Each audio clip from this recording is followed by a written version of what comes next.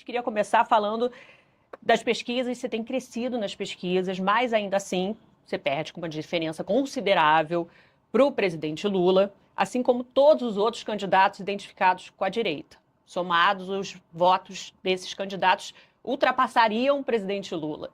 Como é que você enxerga o caminho para romper esse cenário? Muito tem se falado em aliança, eu vi que recentemente você se posicionou sobre uma possível aliança com o PSDB, negando, de certa forma.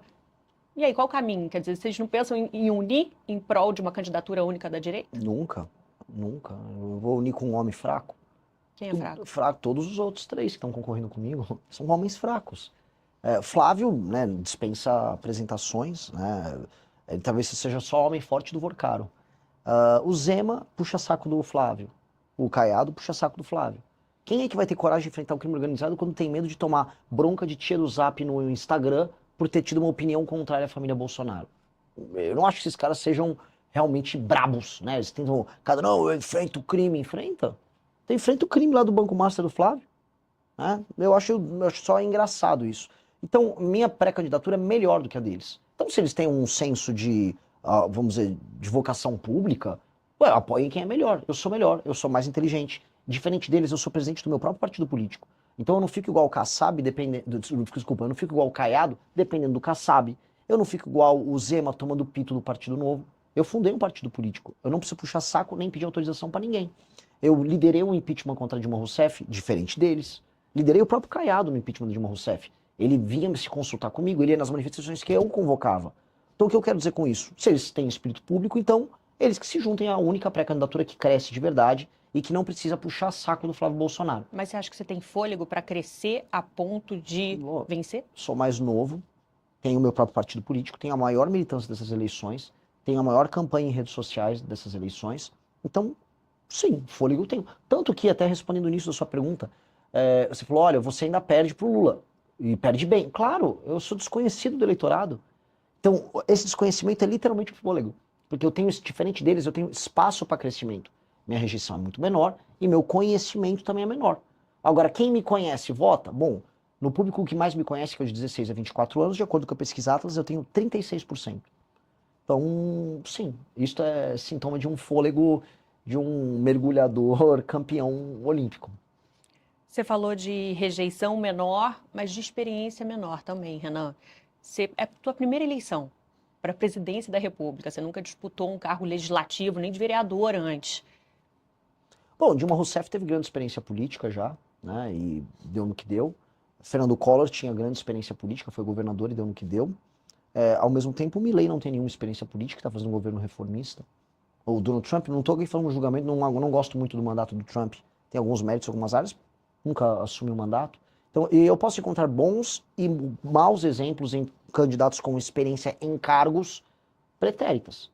Então eu posso achar bons e maus exemplos nisso. Não é isso que determina se o cara vai ser um bom líder. O que vai determinar se eu sou um bom líder é, antes de tudo, ser um líder. E eu sou um líder político há mais de 12 anos. Eu fundei o Movimento Brasil Livre em 2014. Na fundação do Movimento Brasil Livre, eu enfrentei todas as dificuldades possíveis, derrotei um governo estabelecido, que era o governo Dilma. E não foi apenas nas ruas, eu atuei no parlamento, eu fui vice-presidente do Comitê do Impeachment, fundei o próprio partido político, liderei parlamentares ao redor do Brasil que tiveram uma atividade legislativa reconhecida, o caso do Kim Kataguiri, que é parte do grupo ao qual faço parte. Então, eu tenho muita experiência política. E eu tenho muita experiência política sendo líder do bloco político ao qual faço parte. Porque ter experiência política sendo submisso a outra liderança no próprio bloco político não te credencia a ser presidente. Qual a experiência que o Caiado tem de ser líder? Líder. Ele não é líder de nada, não é líder nem do PSD. Tem que se submeter às decisões do Kassab. Qual a experiência do Zema de ser líder? Nenhuma. Ele tem que obedecer. Ambos governam estados importantíssimos. Um técnico pode ser um bom governador. Caiado. O que está demonstrado, por exemplo, o Zema, até para refrendar o que eu estou falando, o primeiro cargo dele foi ser governador. Tarcísio, o primeiro cargo dele foi ser governador. E ambos queriam ser pré-candidatos à presidência da República. O que eu posso dizer para você é, um técnico como o Tarcísio, que ele era um técnico do governo federal, um técnico pode assumir um mandato do ponto de vista técnico. Agora, para resolver um problema de um país, você precisa de um líder. Você precisa de um técnico, você precisa de um líder. O Brasil precisa de líder. Líder eu sou, eu tenho muito mais experiência enquanto líder do que todos eles. Flávio nem coloco, porque a função dele é ser filho. É a última coisa que um cara como filho é líder. A função dele é, eu sou filho do meu pai, atenção, meu nome é Flávio Bolsonaro. Ok, entendi. Então, claramente isso não é um problema. Você fala da experiência do MBL, do movimento que você fundou ali, né, junto e que foi importante no impeachment da Dilma e que trouxe uma juventude grande, que foi essa juventude que fundou agora o partido, Missão, há menos de um ano. Agora, vou levantar uma bola que tem se falado na internet à medida que a sua candidatura cresce, crescem também as críticas. E aí vou levantar para você. O MBL passou por dificuldades financeiras, principalmente no passado.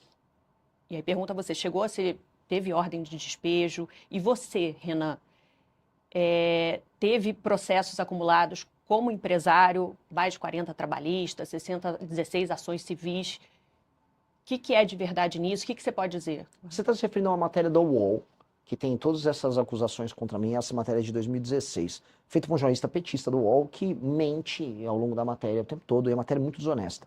Mas é verdade o fato dos processos? Vou cada um. Você fez uma pergunta ponto a ponto, vou responder ponto a ponto. O MBL nunca sofreu uma ação de despejo por falta de pagamento. Não? Não, nunca. O MBL é super bom pagador, o MBL não tem a gente não usa um empréstimo bancário para se financiar. Que a própria matéria da UOL que você cita traz a sua fala reconhecendo as dificuldades como empresário. Não, vamos começar. O MBL não é uma empresa, o MBL é uma associação civil. O MBL, ele alugava um local, e ele foi sair do local, e ele se mudou de local. Ele não devia um centavo de aluguel. Isso não existe. Eu, como empresário, trabalhava com recuperação de empresas de dificuldades. Então, aquelas dívidas eram oriundas daquelas empresas. E as empresas contavam com bens para pagar os débitos delas. No meu caso, foi uma empresa. E sabe quanto eu tenho, por exemplo, de dívida daquela época? Nada, não tenho nada aqui. Você conseguiu pagar as dívidas que você A tinha? empresa pagou as dívidas, porque as dívidas eram da empresa. Então, na verdade, as dívidas eram de empresas que você representava, é isso? Que eu administrei. Eu me tornei proprietário de uma empresa, que é uma empresa de portas e janelas de aço, e foi ela. Agora, as pessoas vão lá, você pega o jornalista, e ele fala, porque a família do Renan, do não sei o quê. Não, saiba separar. Meu pai trabalhava com outras empresas, eu trabalhei com uma empresa.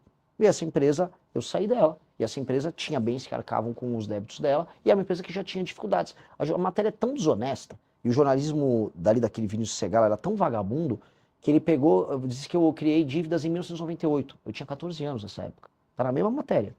Tá até hoje nessa mesma matéria. Então hoje não tem esses processos que você conseguiu zerar. E os trabalhistas que a gente sabe que é uma dor de muito empresário. Tanto que eu coloco assim, eu não, em nenhum momento eu acharia deselaborador para mim ter qualquer débito em aberto. Se eu for entrar agora para grandes veículos de mídia no Brasil, a maior parte tem de dívida trabalhista e tributária. O maior devedor tributário do Brasil é a Petrobras. Então, dívida todas as empresas grandes no Brasil têm. O pequeno, então, está todo destroçado.